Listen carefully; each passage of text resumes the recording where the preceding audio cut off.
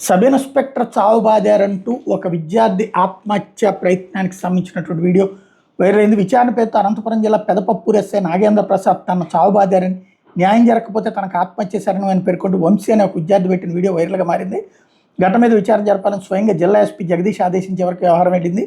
దాదాపు 5 రోజుల క్రితం పెదపప్పూరు మండలంలోని ఒక గ్రామానికి చెందిన ఇంటర్ విద్యార్థిని మండల కేంద్రానికి చెందిన మెకానిక్ హేమంత్ అనే యువకుడు ప్రేమ పేరుతో తీసుకుని వెళ్ళాడు. అప్పటి నుంచి వాళ్ళు ఎక్కడా కనిపించకపోవడంతో విద్యార్థిని తల్లిదండ్రులు పోలీసులకు ఫిర్యాదు చేశారు. హేమంత్ స్నేహితులు విచారించే క్రమంలో వంశీ అనే స్నేహితులతో హేమంత్ ఇన్స్టాగ్రామ్ కాల్ చేసి మాట్లాడినట్టు తెలిసింది. దీంతో హేమంత్ ఆచూకీ చెప్పాలని ఎస్ఐ నాగేంద్ర ప్రసాద్ డిగ్రీ విద్యార్థి వంశీని చావబాదారు. ఆయనతో పాటు పోలీసులు కూడా ఇష్టారీతిని కొట్టారని, న్యాయం జరగకపోతే ఆత్మహత్య శరణం అంటూ బాధితుడు వీడియో తీసి సోషల్ మీడియాలో పోస్ట్ చేశారు. ఇది వైరల్గా మారడంతో జిల్లా ఎస్పీ జగదీష్ స్పందించారు. విచారణ చేపట్టాల్సిందిగా తాడిపత్రి ఏఎస్పీ రోహిత్ కుమార్ చౌదరిని ఆదేశించారు.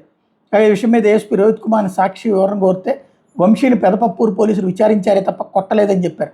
పోలీస్ స్టేషన్లో సీసీ కెమెరాలు పరిశీలించామన్నారు.